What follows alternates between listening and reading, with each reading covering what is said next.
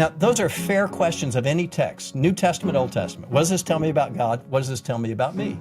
And if you ask those questions, you're going to find that there is a disjuncture, right? There is some problem here, and you cannot fix it. You cannot fix the problem. You're a fallen creature in a fallen world, and you cannot fix that problem. Who's got to fix it? God has to fix it.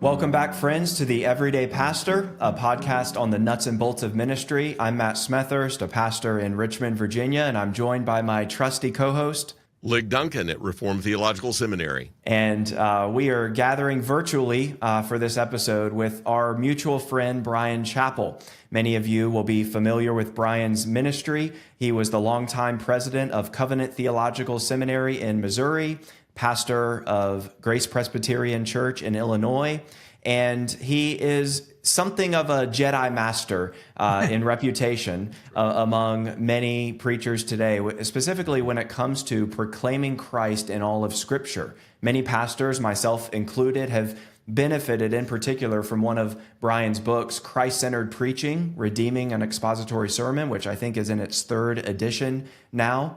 And Brian also, in addition to teaching, preaching, and other things, serves as the leader of the administrative committee of the PCA. Lig, is that the most official title? That's he's sort of the chief administrative officer, but his official title is stated clerk of the General Assembly of the Presbyterian Church in America. And in Presbyterianism, the principal clerk, it used to be called in Scotland, or the stated clerk, is a very important officer for just holding the congregation, the denomination together, because we don't have popes or bishops.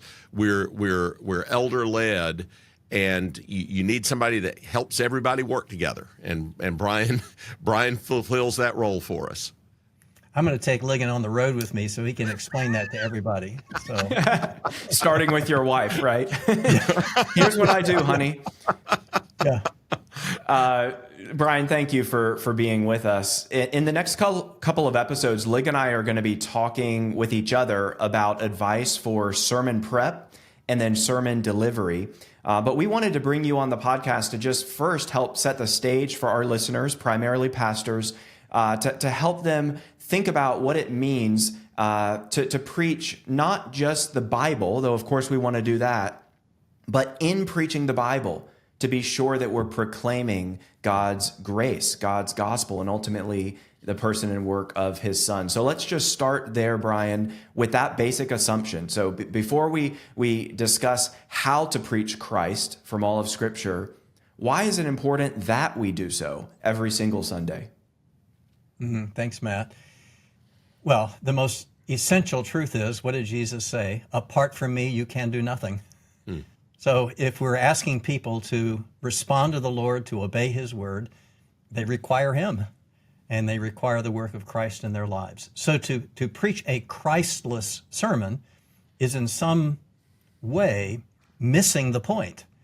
Now, I'm not saying you may not be able to give instruction and facts and imperatives, but to tell people, obey Christ, without Christ, is to call them to do what they cannot do. And while we mean to be helpful, we're actually being cruel, because we're asking people to respond without the very one who enables them to respond. So first reason is people almost always look at Christ-centered preaching and they debate interpretation. I usually try to push them into application and try to say, what's the past? Not just the scholarly exegetical reason. We'll debate that, of course. There's always a redemptive context. From Genesis 3:15 forward, God is saying, I'm going to send a Redeemer, and you're not him. I mean, that's the message from the beginning. You're going to need him. So there's always that redemptive context. So we will be interpreting correctly as we keep the context in view. That's, every Bible expositor wants to remember the context. That's needed. But I always want to keep pushing people on to say, yeah, great. This was an accurate message. Now I want it to be a pastoral message. How are people going to do what you just asked them to do if you haven't given them the Christ of the Scriptures? Yeah, you already mentioned application. In your book, Christ-Centered Preaching, you say at one point that a good sermon must have at least three things: unity, purpose, and application. Can you just give us a brief thumbnail sketch of what you mean by each of those categories? Well, unity just means there's a subject that coheres, right? Otherwise, people can't understand it. And my little analogy is, it's far easier to catch a baseball than a handful of sand, even if they weigh about the same. So if all you're just throwing at people is dispersed ideas, that's not going to go well. People will supply a theme if you don't, because they need it to understand. So unified. Purpose is saying, why did God do this? Not just what's here. Why is it here? Because ultimately it is not given just to make you self-dependent.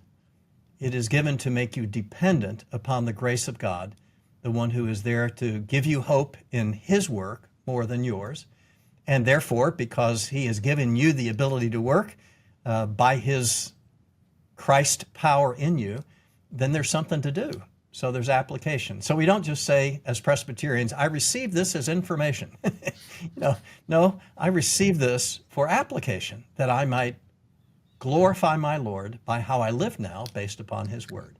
So it's not a sermon if you forget any one of those, right? It's got unity, purpose, and application, which are ultimately freeing, not constraints, when you see God's people responding as you enable them to by proclaiming his word. Yeah, I've heard it described as we don't just want to preach generally theistic sermons, even if everything we're saying is true. We want to preach sermons that would get us kicked out of Jewish synagogues because we are proclaiming the Messiah, or perhaps we could think about it. We want sermons that only make sense if Jesus died and rose again. Well said. Like, that's the famous, Legan and I are both going to know the famous Jay Adams quote, right? If you preach a sermon that would be acceptable in a synagogue or a mosque, there is something radically wrong with it. Christ-centered preaching, Christian preaching, is fundamentally Christ-centered. And if Christ is not in it, there's something wrong with saying that your exegesis is wrong. But your understanding of how God works in people's lives is wrong. So if you preach a sermon that would be acceptable in a synagogue or a mosque, Jay Adams said there's something radically wrong with it.